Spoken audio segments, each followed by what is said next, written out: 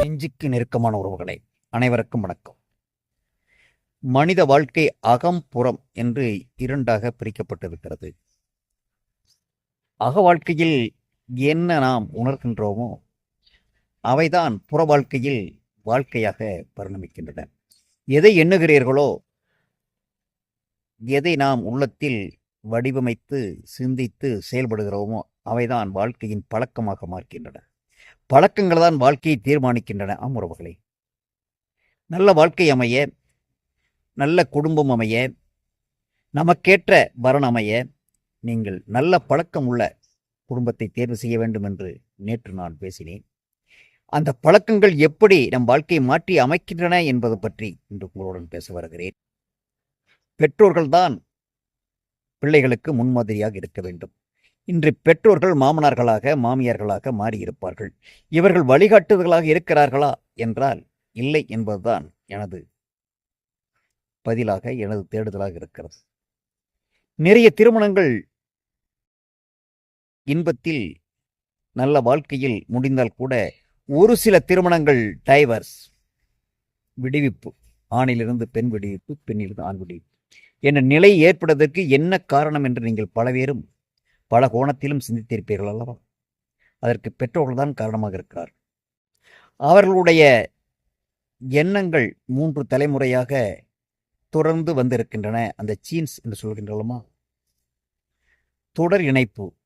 அப்படிப்பட்ட குடும்பங்களை தேர்வு செய்யக்கூடாது என்று அகப்பொருள் கூறியதாக, தொல்காப்பியம் கூறியதாக, திருவள்ளுவர் கூறியதாக நாம் நேற்று பார்த்தோம். உறவுகளே, எண்ணங்கள் வலிமையானவை. வலிமையான எண்ணங்களை நாம் அடைகாத்தோம் என்றால் அந்த எண்ணங்கள் தான் பழக்க வழக்கங்களாக மாறுகின்றன. அந்த பழக்க வழக்கம் தான் வாழ்க்கையை அமைக்கின்றன. வாழ்க்கை அமைக்கும் அந்த பழக்க வழக்கங்களை நாம் தினந்தோறும் அடைகாக்க வேண்டும், தினந்தோறும் பேண வேண்டும். தினந்தோறும் உறவுகளோடு தாய் தந்தையர் எப்படி நன்றாக வைத்துக் கொள்கின்றோமோ அதுபோல நம் பிள்ளைகளையும் நன்றாக வைத்துக் கொள்ள வேண்டும். அவரோடு தினந்தோறும் உறவாடி பேசி வர வேண்டும். அவர்கள் என்ன செய்கிறார்கள், என்ன படிக்கிறார்கள், என்ன தொழில் செய்கிறார்கள், தொழில் யாரோடு பழகுகிறார்கள் என்ற சிந்தனை, எண்ணம் தொடர்ந்து நாம் கண்காணிப்பு இருந்தால் மட்டுமே, பெற்றோர்களாகிய நம்முடைய கண்காணிப்பு இருந்தால் மட்டுமே அந்த குழந்தையினுடைய வளர்ச்சி சரியாக இருக்கும். பணம் ஒன்றே வாழ்க்கை, பணம் தேடல் மட்டுமே எல்லாமே தந்துவிடும், எல்லாமே கொண்டு வந்துவிடும் என்று எண்ணிக்கொண்டு செயலாற்றிய பெற்றோர்களை நாம் பார்த்து கொண்டுதான் இருக்கிறோம். அவருடைய குழந்தைகள் நன்றாக இருக்கிறார்களா என்றால் இல்லை என்பதுதான் பதிலாக இருக்கிறது. பணம் தேடுதல் அவசியம், அவசரம், உண்மையும் கூட. ஆனால் அந்த பணம் எதற்காக தேடுகிறோம் என்ற காரணம் இல்லாமல் தேடிக்கொண்டு இருக்கிறோம். குழந்தைகளை என்ன படிக்கிறார்கள், எந்த பள்ளியில் படிக்கிறார்கள், எந்த கல்லூரி படிக்கிறார்கள் என்று கூட தெரியாமல் நாம் பணத்தை தேடிக்கொண்டு இருக்கிறோம் என்பதுதான் வேதனையான வியப்பான செய்தி. உறவுகளே, சில பெற்றோர்களை நாம் கவனித்து பார்த்து கொண்டுதான் இருக்கிறோம். பணம் பணம் பணம் என்று உழைத்து கொண்டே இருக்கிறார்கள். தன் குழந்தைகள் என்ன படிப்பு, எவரோடு பழகுகிறார்கள், என்ன அலைபேசியில் பார்த்து கொண்டிருக்கிறார்கள், எவர்களோடு தொடர்பு வைத்துக் கொண்டிருக்கிறார்கள் என்பதெல்லாம் எவரும் கவனிப்பதில்லை. அவருடைய பழக்க வழக்கங்கள், அவள் எண்ணங்கள் மாறி, பாதை மாறி பயணம் மேற்கொள்ளும் பொழுது அப்போது வருத்தப்பட்டு என்ன பயன்? பெற்றோர்களே, நமக்கும் பொறுப்பு இருக்கிறது, நமக்கும் கடமை இருக்கிறது. பணம் மட்டும் வாழ்க்கையை, சிறந்த வாழ்க்கையை நம் குழந்தைகளுக்கு ஏற்படுத்தி தராது.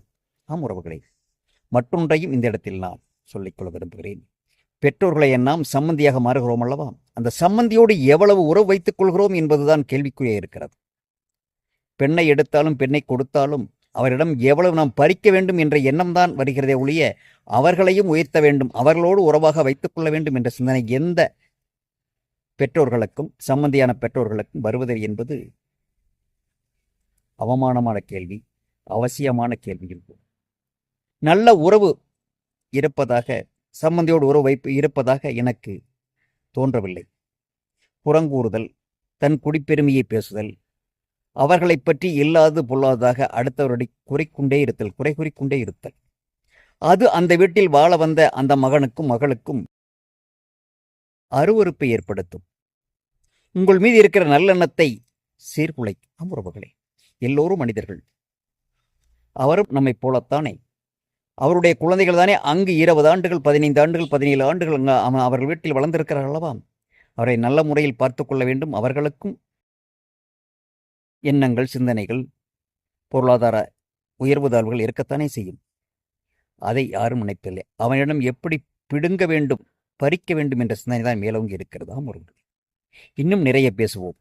திருமணங்கள் ஏன் டைவர்ஸ் ஆகின்றன என்பதையெல்லாம் பல காரணங்கள் இருக்கின்றன. அந்த காரணங்களை உங்களோடு பகிர்ந்து கொள்ள விரும்புகிறேன். நன்றி. அவர்களை மீண்டும் பேசுவோம்.